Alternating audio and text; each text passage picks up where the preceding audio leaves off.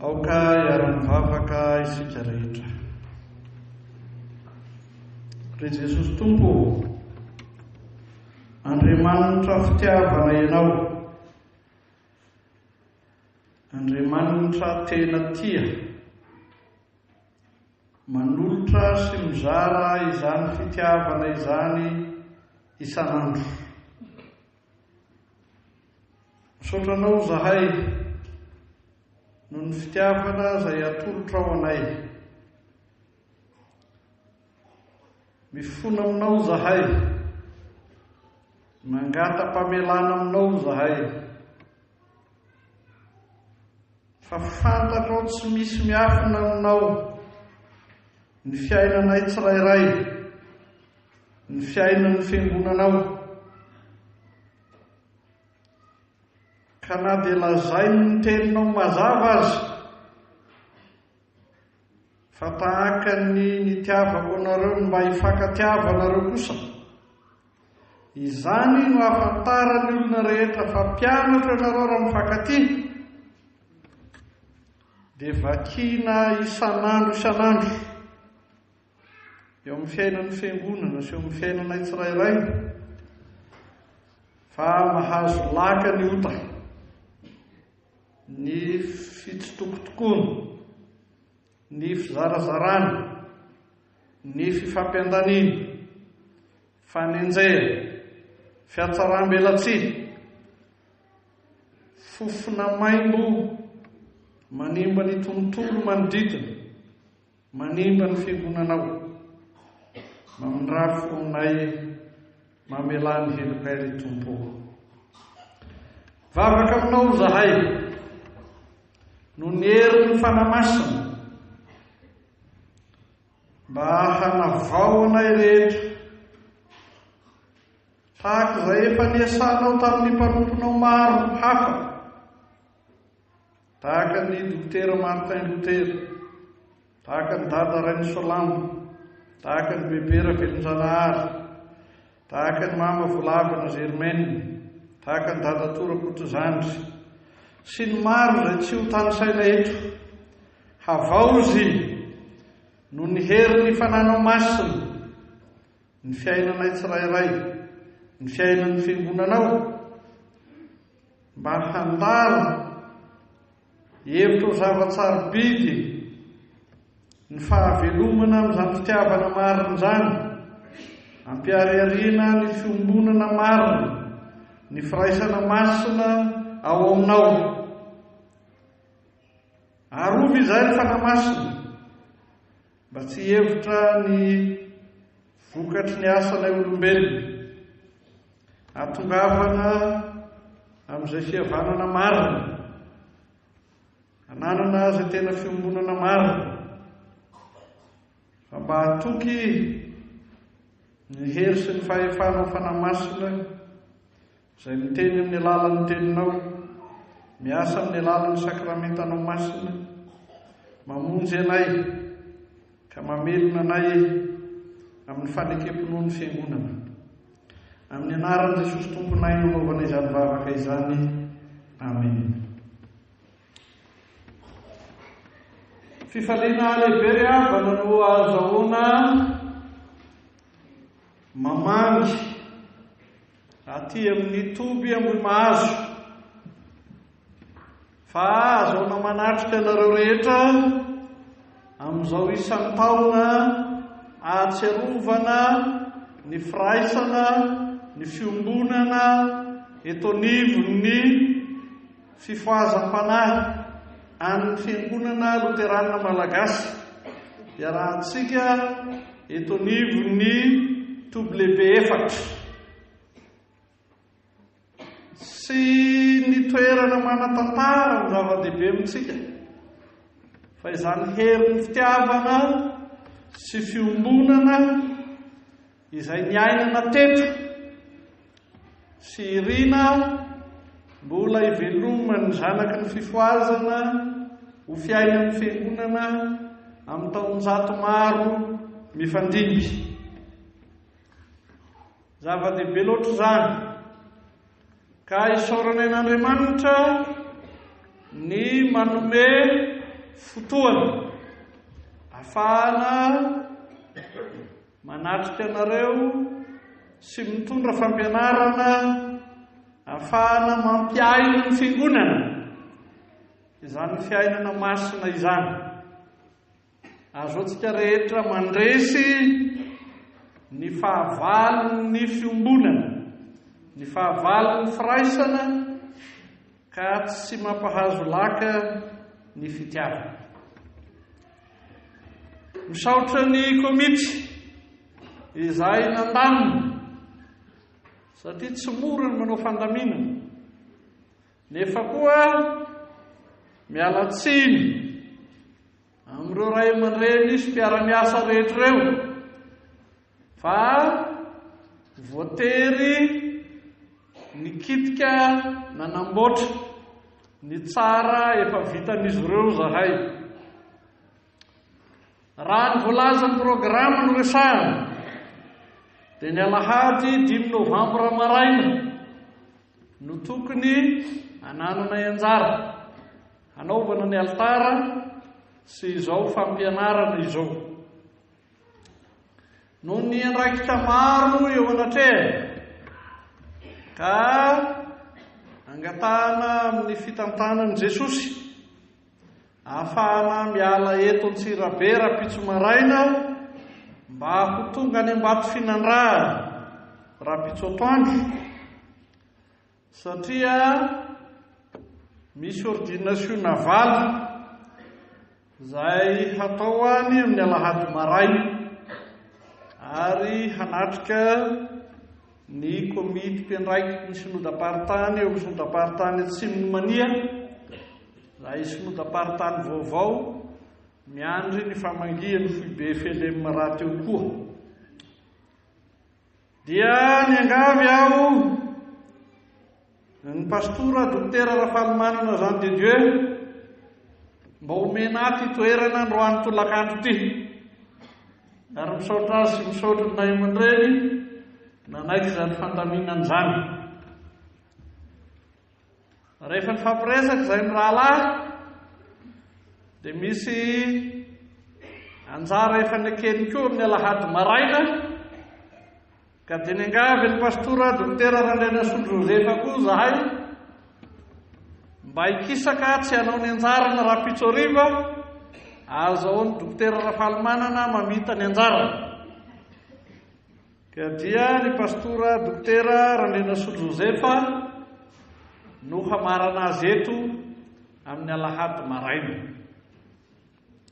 Heverina fa tsy hanimba ny ventin'ny afatra sy ny fiainana izay tian'ny fanahy masina atolotra ny fiangonana, izany fandaminana tsy maintsy nidirana izany, izay soratsika ny tompo dia omeny fahasalamana sy hery ireo ray aman-dreny rehetra hampianatra sy toroteny mandritra ity fotoana manokana ity, hitondra ny fahavelomana ho an'ny fiangonana rahateo. Arak'izay hitantsika ao amin'ny fandaharana dia ny Salamo 130 ny 9 no nangatahana hitondrana fanazavana. Fa ovakitika manontolo zao ny Salamo 130 dia ny 9 ka hatramin'ny 13 zany manao hoe amin'ny anaran'i Jesosy. Endre tsara sady mahafinaritra raha ny mpirahalady miara-monina tahaka ny dilily tsara eo amin'ny loha izay mitsoroka avy amin'ny somotra dia ny somotra arona, izay mitsoroka amin'ny tongotra-kanjo, moro-tongotra-kanjo, tahaka ny andro anermona izay milatsaka amin'ny tendrombohitra Ziona, fa voadidiny Jehovah ho eo ny fitahiana dia fiainana ho mandrakizay. Amen.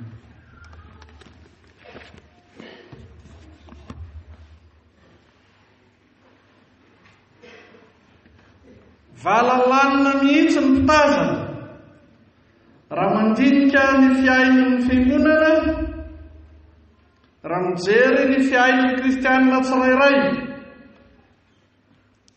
Matetika dia mampivery ny lalana raha mbola tsy mino ny mahita ny fiainantsika zanaky ny fifoazana. Raha ny marina dia lazain'ny tenin'Andriamanitra fa tokony ho epistily velona vakin'ny olona rehetra isika. Fa izay hita eo anivon'ny fiarahamonina dia fahakiviana sy fahakisom-panantenana. Azo lazaina koa nefa fa avy lenta loatra ny fitsarana, ny fanameloana, eny ny fitsikarana ny fiangonana sy ny fiainantsika kristianina tsirairay. Ireo efa tsy teo isany mino dia tsy ino raha teo. Ireo te hivery ny lalana dia miezaka mitsara antsika mba hahafahany mivery ny lalana. Fa na tsy misy okianina atsika dia hivery ny lalana ihany izy.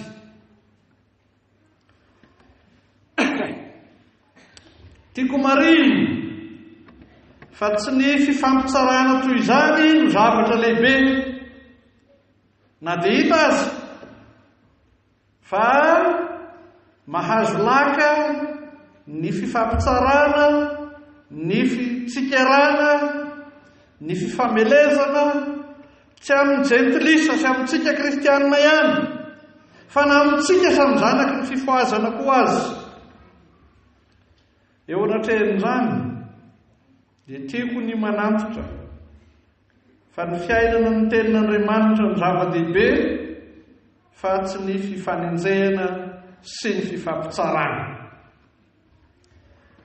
Ity salamo 7:30 ity izay tafiditra ho isan'ny salamo fiakarana, anankiray amin'ny singa mamelona ny vondron'ny salamo fiakarana,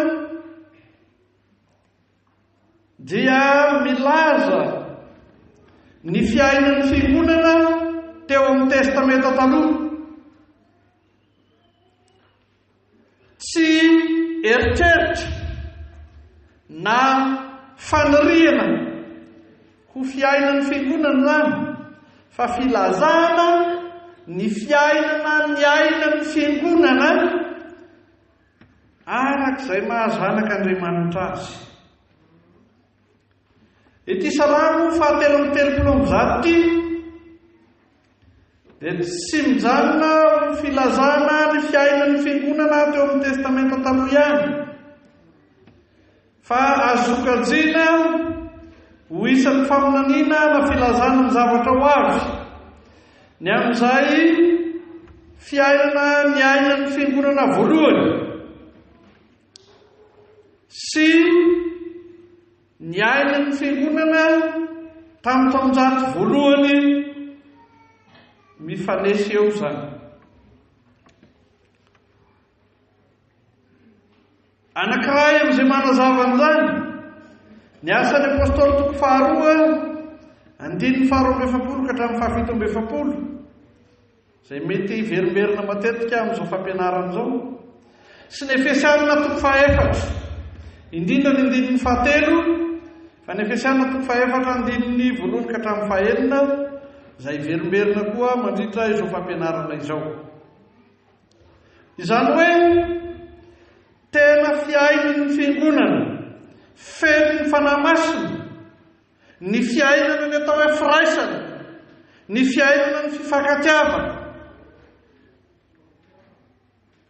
ary raha mamaky ny Apokalipsy toko 7 ny 7 ka hatramin'ny 7 sika dia fiainan'ny fiangonana tany Filadelfia koa zany, fiangonana tokana amin'ireo fiangonana fito tany Azia Minoro, izay ny aina sy ny velona tamin'izany atao hoe fiombonana, fitiavana, ny fototra tamin'ny herin'ny tenin'Andriamanitra izany.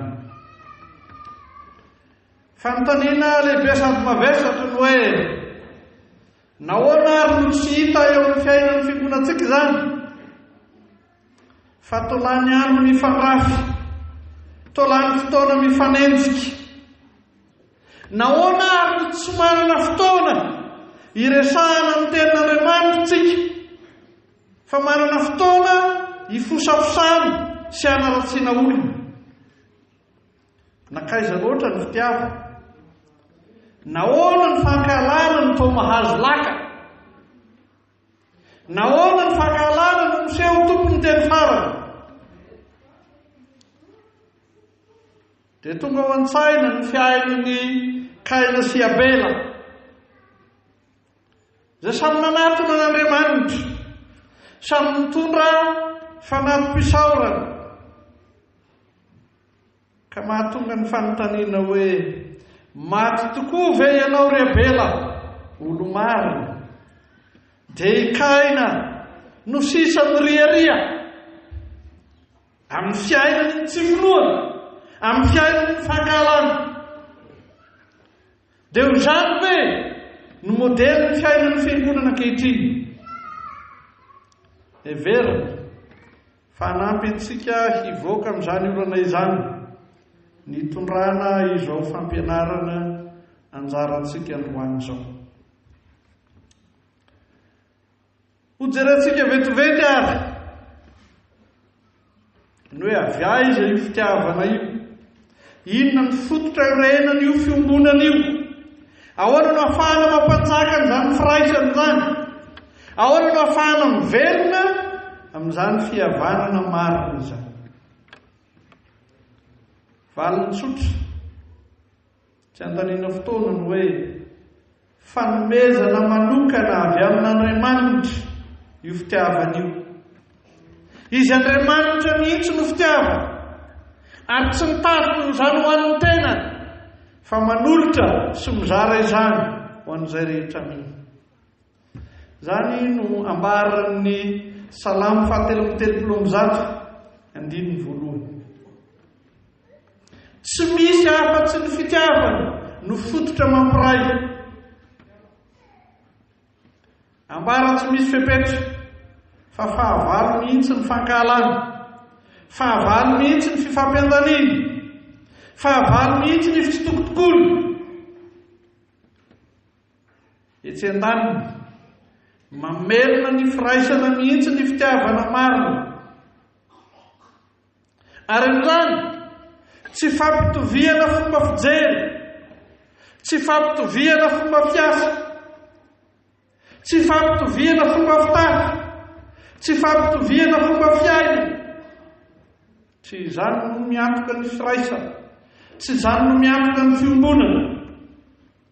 Tsy zavatra ivelany velively no maha-izy azy ny firaisana, ny fiombonana eo anivon'ny fiangonana, eto anivon'ny fiainana, ny fiainam-pifoaza.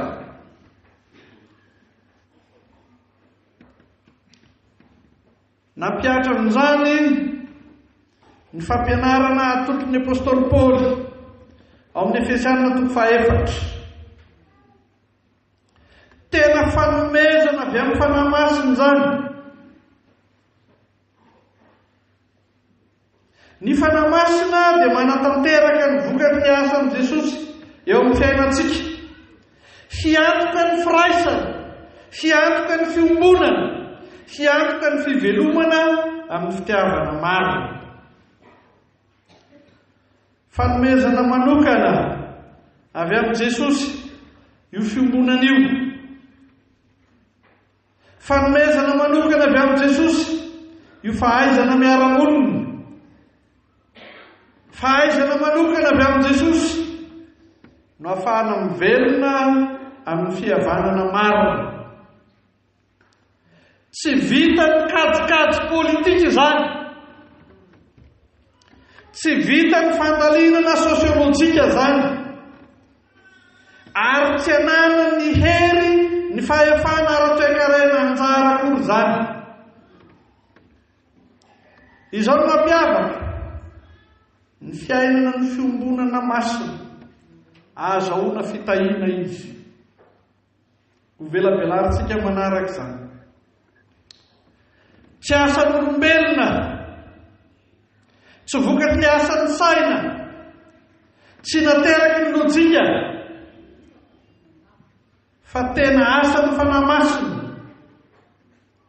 Ary ao amin'ny fiangonana no toerana tokana iandrasana, anolorana izany fiainana ny fitiavana sy ny fiombonana marina izany. Na iza hitadiavana sy katsahana ny fitiavana marina, hieverana ny amin'ny fiombonana marina, dia ambara mazava fa tsy misy zany afa-tsy eto ny fiangonana.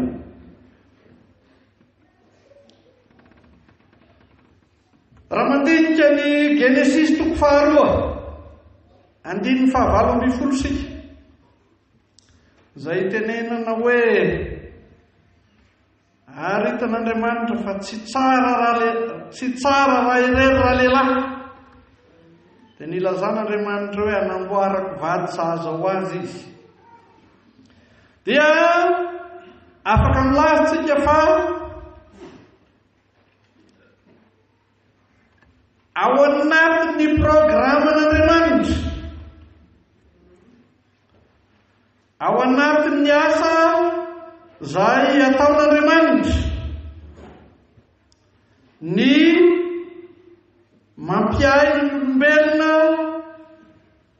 ao anivon'ny fiarahamonina. Asan'Andriamanitra zany, tsy safiditsika zany. Andriamanitra izay nametraka ny Adama sy Eva tao Edena, dia nametraka azy tsy hiaina amin'ny fiainana ny olombelona, fa hiaina amin'ny fiombonana marina. Andriamanitra izay nametraka ny Adama sy Eva tao Edena, dia nitondra fifaliana sy fiadanana ho an'ny Adama sy Eva, niaina izany fanomezan'Andriamanitra izany mialohan'ny fahalavona na izay nidirana amin'ny fahotana n'olovana. Izany no zavatra nitranga sy niseho, izany no niaina mitondra fifaliana, mitondra fiadanana, ny fiainana, ny fiombonana fanomezana avy amin'Andriamanitra. Nitondra fifaliana sy fiadanana ho an'ny fiangonana koa zany, na ny fiangonana tamin'ny andron'ny Israely, na ny fiangonana tamin'ny andron'i Jesosy, na ny fiangonana tamin'ny orena ny fiangonana kristianina voalohany, na ny fiangonana namakivaky ny tantara. Ary na dia miafika zavatsarotra azy ny fiainan'ny fiangonantsika ankehitriny, dia mbola natokana sy atolotra ary omenantsika koa ny fifaliana sy fiadanana vokatry ny fiombonana masina. Ny asa mafy, hampiorona, hampaharitra izany fitiavana izany Jesosy. Ary izany no marana rehefa nanorona ny fiangonana arak'izay lazany amin'ny Mateo 5:9-20. Ambony ty vavilapy ty no oriko ny fiangonana, ary vavahady ny fiainantsita aza tsy halaisy azy. Anankiray amin'ny singa ny vavahady ny fiainantsita, ny fankalana, ny fanenjehana, ny fitsitokotokolo, ny fizarazarana, ny samakao azy. Fa hoy Jesosy, tsy haresy ny fiainan'ny fiangonana izany. Ny vavaka, ny ampaharitra sy ampahoby izany fiainan'ny fiangonana izany Jesosy, rehefa nanao ny vavaka araka ny Jaona 7:10. Tsy ny vavaka ho an'ny tenany ihany, tsy ny vavaka ho an'ny mpianatra niara-dia taminy ihany, fa mivavaka ho an'ny fiangonana manontolo izay hamakivaky ny tantara, hiseda zavatsarotra, hifanena amin'ny zava-manahirana, fa afaka miaina ny vokatry ny asan'i Jesosy ny vavaka nataon'i Jesosy ary ny fampimbonana izay tanterahany izy tompo. Diso ny fiheverana fa noho ny fisian'ny fizarazarany, ny fitsitokotokona ahitana tomponoana marobe ankehitriny no antony vavaka izay nataon'i Jesosy.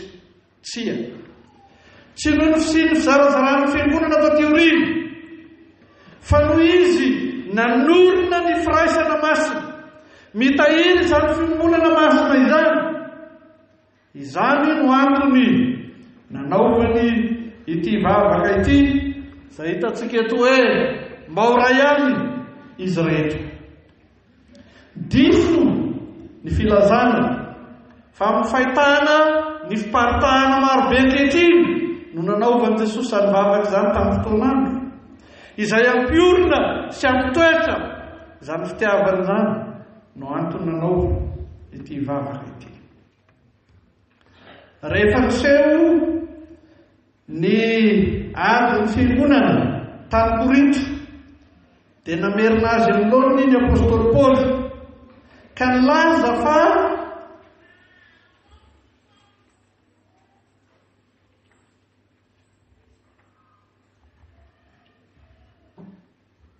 ao amin'i Jesosy no mahairay ny fiangonana, ary Jesosy iray ihany no miantoka ny firaisan'ny fiangonana. Ka ny fampianarana azy natoloky ny apôstôly Paoly dia nanaovany fanoharana fa toy ny vatana anankiray ny fiangonana manontolo, Jesosy ny lohany.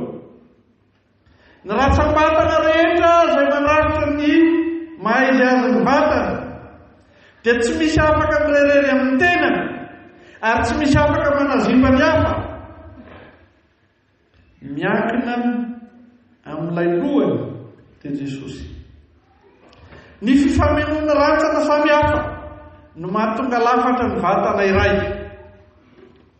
Samy tsy mahaleo tena ny rantsana fa mifameno tanteraka izy.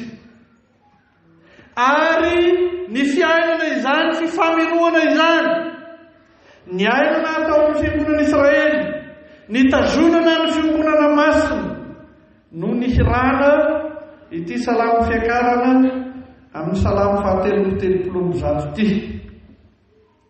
Fa ny fitanisana ny olana natrehan'ny fiangonana sy ny fananarana izay mena ny fiangonana ary namerenana amin'ny laony ny fiainan'ny fiangonana dia ambaran'ny apôstôly Paoly amin'ny Korintiana voalohany 12. Manantitra izany ny apôstôly Paoly amin'ny fampianarana izay ataony amin'ny Efesianina 4. Indrindra ny andininy voalohany ka hatramin'ny 5. Tsy ilay firaisana amboarin'olona no ny antony ara-tsosialy, tsy ny firehana kooperativa, fa tena fiombonana manana ny modely-piainana sy ny sata mitondra azy ao amin'i Jesosy. Ity misy ohatra anankiray lazaiko anareo momba ny atao hoe firaisana na fiombonana ateraka ny antony ara-tsosialy. Tany Frantsa dia niezaka nikapana ny fiangonana Luteranina sy ny fiangonana Reformé. Ny antony mazava no lazaina ka nanosika azy ireo amin'ny fiangonana tamin'izany dia ny hoe ny havitsy andro aman'alina na ny Luteranina na ny Reformé, ary tsy manan-kalahatra, tsy manana hery, tsy manana fahefana eo anatrehan'ny olana ara-tsosialy izy ireo, ka dia nanapa-kevitra fa hikambana, nanapa-kevitra fa hanana fiombonana mba hahafahana miafika ny olana ara-tsosialy. Tokony hazava fa tsy fototra biblika, tsy fototra teolojika izay nitondra ny fiombonana, fa fototra amin'ny olana ara-tsosialy. lazaina nefa ary tsy azo ofenina fa rehefa tafatambatra tokoa noho ny fiahina ara-tsosialy ny fiangonana rototo dia tafiditra tanteraka amin'ny ota.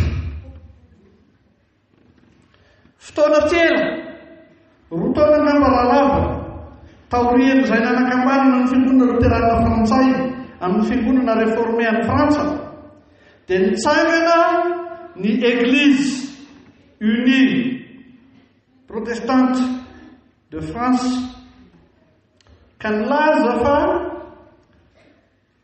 takina ny azoana manao mariazy ao am-piangonana ny fanambadian'ny mitovy fananara, lehilahy hanambady lehilahy sy vehivavy hanambady vehivavy.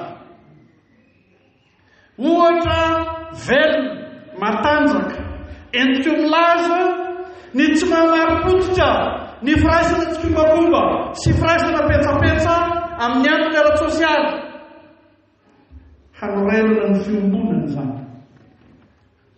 Mitarika ho amin'ny ota ary lazaiko mazava fa mitondra makany ny fahafatesan'ny fiangonana tanteraka izany.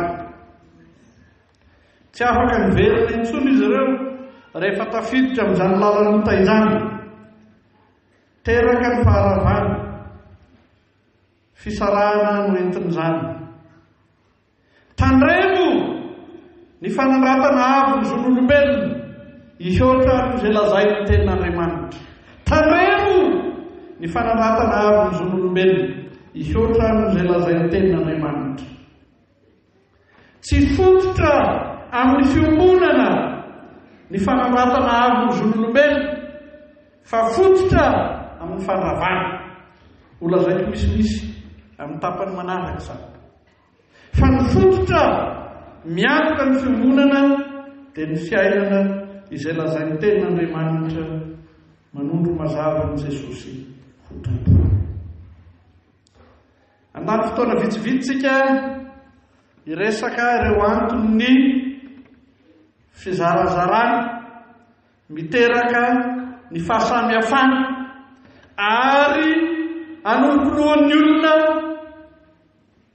ny fizarazarana mitondra fahafatesana.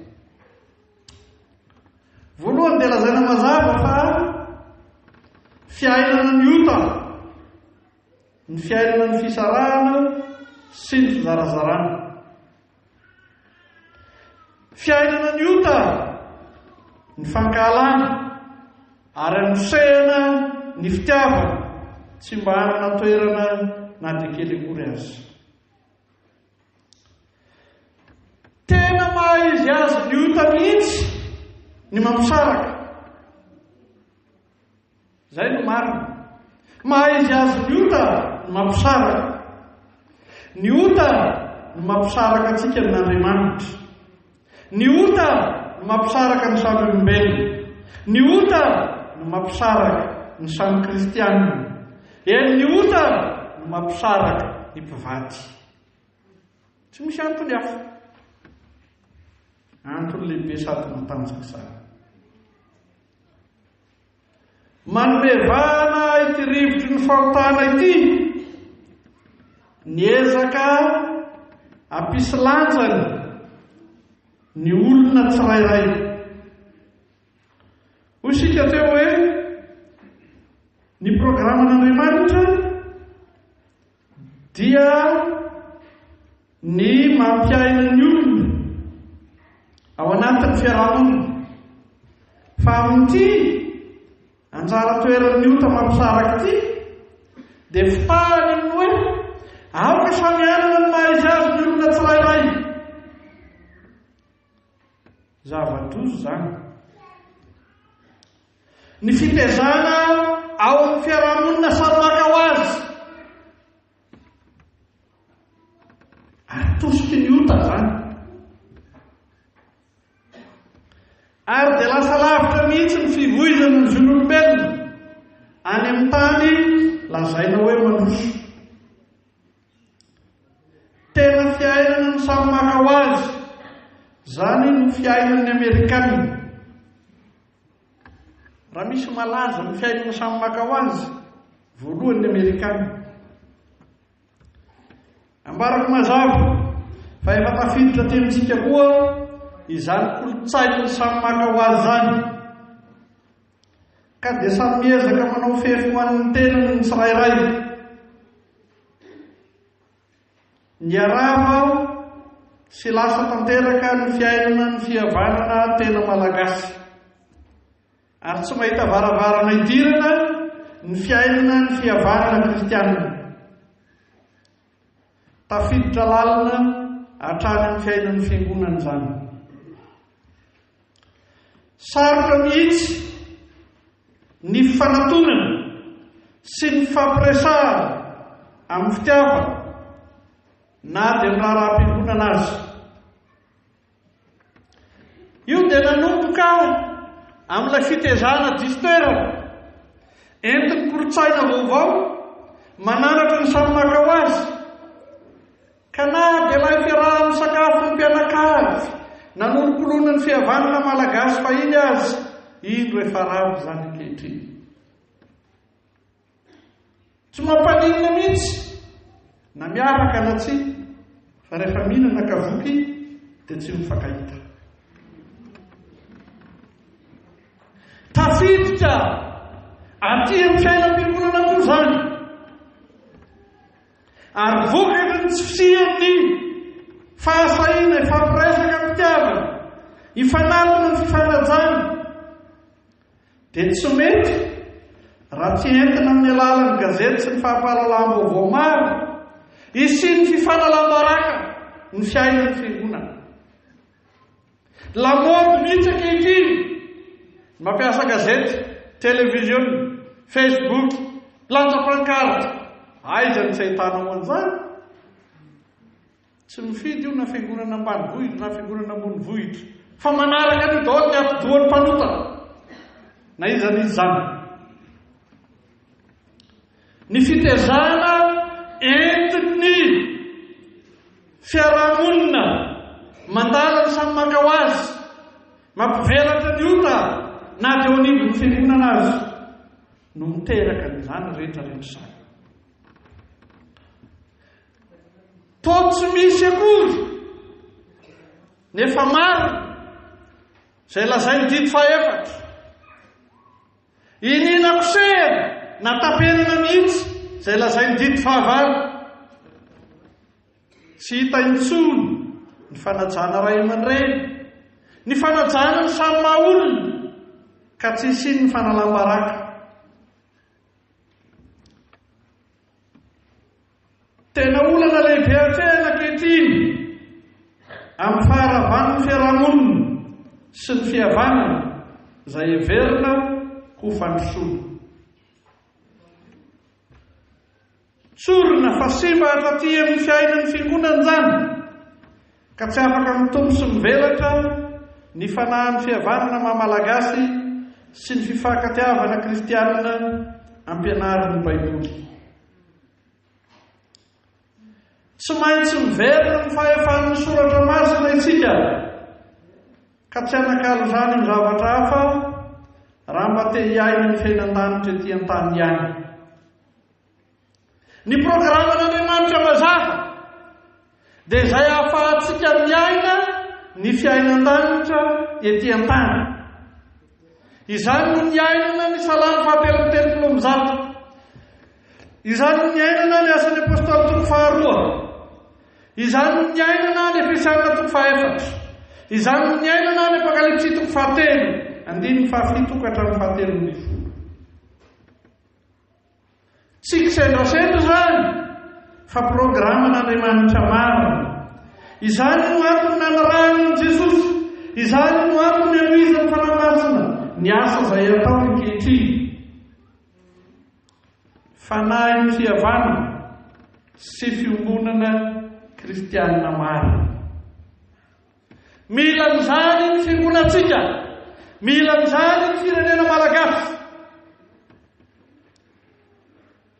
Mijanona ho hirahira amin'izay fotoana irarana azy ny fihavanana sy ny fampiavana, fa misoko mangina torongisa ny fanahy ny fankalana, mamotika ny saka maha izy azy ny firenena malagasy, mamotika ny maha izy azy ny fiangonana. Tsy azo lavina koa hatramin'ireny ny fiangonana dia efa nisy ny mpiatsara velatsiny, efa nisy ny tikely, isan'ireny ry Ananiasy sy Safira, mahatonga fisarahany zany ary fahavalon'ny fiangonana maro. Efa nisy ny fampianaran-diso, mahatonga faharavana koa zany. Tsy zavatra kely fa tena zava-doza no entin'io fampianaran-diso io. Tsy voatery hanana fampianarana iray na hanangana fiangonana iray na hakambana ny fifoazana rehetra ny toby lehibe efatra. Tsy voatery atao zany. Samy ajaina ny fanomezam-pahasoavana rehetra izay nomeny Jesosy, harena ho an'ny fiangonana zany, harena sarobidy ho an'ny fiangonana, ny fisian'ny fanomezam-pahasoavana samihafa ao amin'ny toby lehibe efatra, ny sian'ny fanomezam-pahasoavana samihafa ao amin'ny fiangonana tsirairay eto anivon'ny FFKM ohatra. Vokatry ny asan'ny fanahy-masina ireny fanomezana sarobidy ireny, ary tokony ho ajaina sy tanovana fatratra. Tena tsara ny ananantsika toby lehibe efatra, samy manana ny maha izy azy, na dia miazana faritra ny fankatiavana ny fiangonana masina azy. Toy izany koa ireo fiangonana samihafa, na eo anivon'ny FFKM na eo anivon'ny FFPM. Tsy voatery akamana ho fiangonana iray, sarobidy ny fiaraha-miasa anatin'izany fifankatiavana izany. Tena mandraisy ny devoly io fiangonana io, ko aza misy manome fitoerana ho an'ny devoly rehetra, ary tsy azo lazaina fa asan'ny devoly ireo harena samihafa nomena antsika tsirairay avy. Tsy mendrika raha isika zanaky ny fifoazana no hifanenjika, no hifanaratsy, hifampitsikery. Manimba ny fiangonana kosa raha ny ota no manjaka, raha ny ota no manapaka ka miteraka ny fizarazarana. Ireo antony samy hafa miteraka ny fizarazarana dia esorontsika amin'ny anaran'i Jesosy lohan'ny fiangonana. Tsy velantsika hanapaka ny fiangonana zany, fa manimba ny raha masina izay natoloky Jesosy hividianany ny fiangonana. Ho tehiriziny fanahy masina amin'ny fiangonana tokoany ny firaisana eto anivon'ny toby lehibe efatra, satria ambara mazava fa izany fitiavana zany, izany fiangonana zany, izany firaisana zany dia mitondra fitahina. Hoy isika hoe ny fanahy masina no mamorona sy mampitombo ny fitiavana. Ny Salamo 1:3 dia milaza fa toy ny diloilona misorana ny arona hampisorona be azy, arak'izay lazain'ny Exodus 7:2-7 dia nidina avy any amin'ny lohany, avy any amin'ny lohany arona ny lazaina amin'izany, ny menaka na ny diloilo dia nandalo ny volom-bava tonga hatrany amin'ny morotongotra-kanjo. Toy izany koa ny asan'ny fanahy masina midina ao amin'ny tsirairay, tonga ny mino rehetra, ka ny voka-tsony dia mihanaka hatrany amin'ny fiarahamonina manontolo. ny diloilo izay nanosorana any arona dia tsy nijanona teo amin'ny fiainan'ny arona manokana fa tonga teo amin'ny fiainan'ny fiarahamonina manontolo, tonga teo amin'ny fiainan'ny fiangonana manontolo. Ny diloilo asan'ny fanahy masina dia anambarana indrindra ny fanolorany ny fanahin'ny fiangonana mitondra fitahiana eto anivon'ny fiangonana sy ny fiarahamonina misy antsika. Misy sary hafa koa ambaran'ny Salamo 7:30 ilazany hoe ny andron'ny herimona dia milatsaka ao an-tendrombohitra izy io. Mbola maneho ny hery ny fitiavan'Andriamanitra avy any ambony koa zany, mizara ny hery ny finoana sy ny fiainana kristianina marina manavao izao tontolo izao koa zany. Izany no mahasarobidy ny firaisana sy ny fankatiavana izay anolorana ny anjaran'ny fiangonana amin'ny fanavaozana ny fiarahamonina. Tena marina didy lehibe sady sarobidy hanavao ny fiarahamonina misy azy ny fiangonana. Ny fiangonana marina dia manolotra fiainana feno ho an'ny sy mahatonga antsika ho fantsona manolotra sy mizara zany fiainana zany ho an'ny hafa, ho an'izay rehetra manodidina antsika, hanavaozan'Andriamanitra ny fiarahamonina manontolo. Tena fitahiana lehibe ho an'ny firenena ny andro midina avy any an-tendrombohitra na ny solika ny menaka manitra midina avy tany an-tapindoko. Fa tena fitahiana lehibe ho an'ny firenena ny firaisana sy ny fifankatiavany mily, ny fiainan'ny zanaka ny fifoazana eto anivon'ny toby lehibe efatra, ny fiainan'ny fiangonana atao fitahiana ho an'ny firenena. Ilaina tsahivina ve hoe sy tongatonga ho azy ny asa fifoazana no tarihin-dada Rainy Solamo tamin'ny taona 1790. Melokely ny diran'ny mpanjanatany hevery ny asan'ny fanahy masina mitondra fitahiana ho an'ny firenena amin'ny alalan'ny fifoazana. Avelan-tany fotsiny ve hoe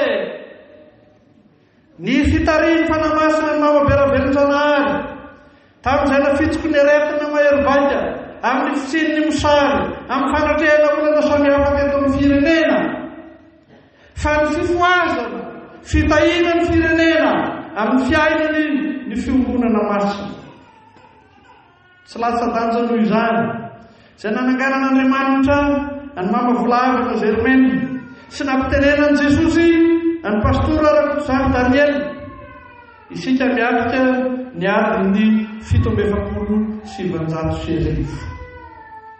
Ny fifoazana mitondra fitahiana ho an'ny firenena, fa tsy mitondra fanakorotana ao anivon'ny tokantrano, ao anivon'ny fiangonana, ka mitondra faharavana ho an'ny firenena manontolo.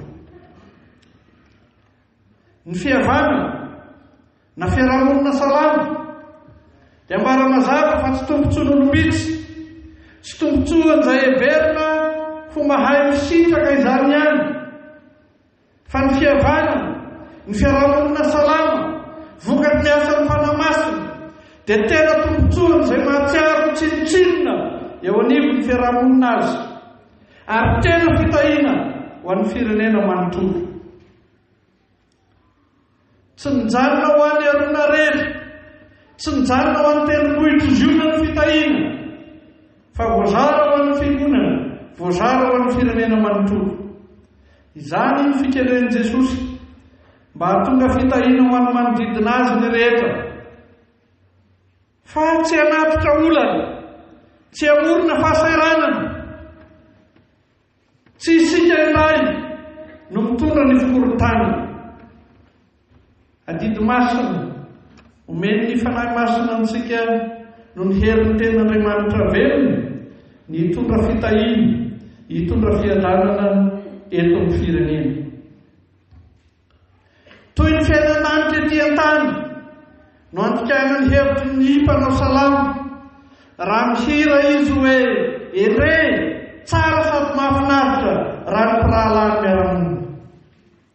Fiainana tsara, fiainana mahafinaritra ny fiainana voavelahelika, fiainana tsara, fiainana misy fihavanana izay arahana amin'ny Jesosy.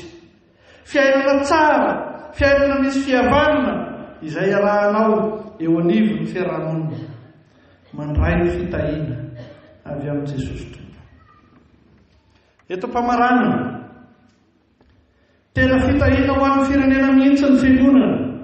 Ny kristianina tsirairay eo aminy miaina ny fitiavana marina. Ny ainana teo amin'ny andron'ny testamenta taloha, nampiray ny Israely manontolo amin'ny mahafiangonana azy, nampiray ny Israely manontolo amin'ny mahafirenena azy.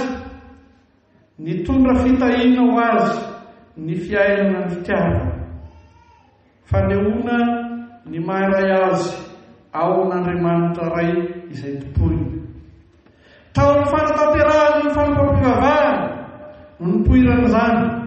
Tao ny fanatanterahany ny fanompoam-pivavahana no nitomony izany. Ary izany no nizinantsika fa toerana tokana andraisana ny fitahiana ny fampihavana, andraisana ny fiainana ny fiangonana marina, ny fiangonana. Mivelatra ho an'ny fiarahamonina manontolo izany. Mbola niseho izany tamin'ny andron'i Jesosy. Ary nanome toko mihitsy Jesosy fa ny fiangonana dia mpandresy ary mavady ny fiainatsita sady tsy haresy azy. Ny fiangonana dia tena fanasina ka tsy ekena ho sira matsatso avadika ho zezika. Niariary zany tamin'ny orenan'ny fiangonana kristianina voalohany. Nivelatra zany tamin'ny fiainan'ny fiangonana tamin'ny taonjato voalohany sy ny manaraka azy. Mitady ny fiainantsika ao amin'ny tenin'Andriamanitra marina sy miaina amin'ny vavaka marina tokoa, hiariaria ny fiainam-pifoazana marina izao vanim-potoana iainantsika izao. Ny aina ny fahadiovana sy feno fitiavana tokoa ny fifoazana, ary tsy olona natao resaka fotsiny izany, fa isika dia natao hiaina izany tanteraka eo anivon'ny fiarahamonina. Fitahina feno ho an'ny fiangonana isika. Fitahina feno ho an'ny fiangonana ny fifankatiavana marina. Fitahina feno ho an'ny fiangonana ny firahalahiana kristianina. Ary mitondra fitahina ho an'ny firenentsika izany. Fitahina ho an'ny kristianina tsirairay izay miverina aminy. Fa fitahina ho an'ny fiombolana maha-izy azy antsika eo anatrehan'Andriamanitra. Izao no fanalahidiny, miverina amin'ny tenin'Andriamanitra, miverina amin'ny vavaka, ary manana tokoa ny fiainana eo anivon'ny fiangonana. Izany no ampisongadinana ny fiainana ny fitiavana, ampisongadinana ny fiangonana marina. Tsy endrika ivelany fotsiny izany, tsy fomba mampanao izany, tsy vokatry ny fifanarahana izany. Asa ny fanamasina manavao antsika isanandro amin'ny herin'ny tenin'Andriamanitra sy ny sakramenta masina izany. Manana toerana lehibe arak'izany ny hezonana ny fiangonana amin'ny alalan'ny fanekempinoan'ny fiangonana hijoroantsika ho marina izany. Mandray ny teny velona tokana avy eo amin'ny baibolisika, mizara fiainana amin'ny fiainan'ny voavelahelika, amin'ny fanambarana fanekempinoana tokana isika. Miaina sy mizara ny fiangonana mandrakariva no ny asan'ny fanahy masina isika. Amen. Mbola hivavaka isika. Sotranao izay Jesosy amin'izay nahafahanay nandinika ny teninao, nanatsoaka lesona sy hamelomanao anay amin'izany amin'ny andronay rehetra. Sotranao izay no ny asanao mahery ny fanahy masina. Amen.